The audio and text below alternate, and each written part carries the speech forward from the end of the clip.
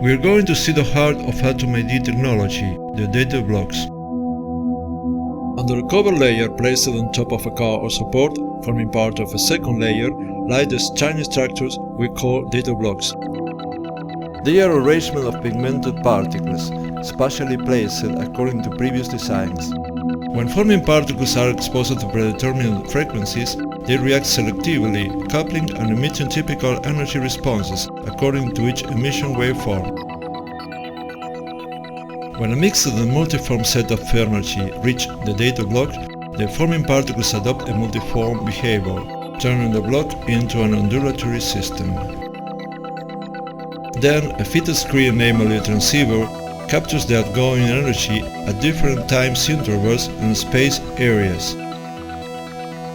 Therefore, that information is transferred to a processor, where it should be compared to the package of signals produced by an original pattern.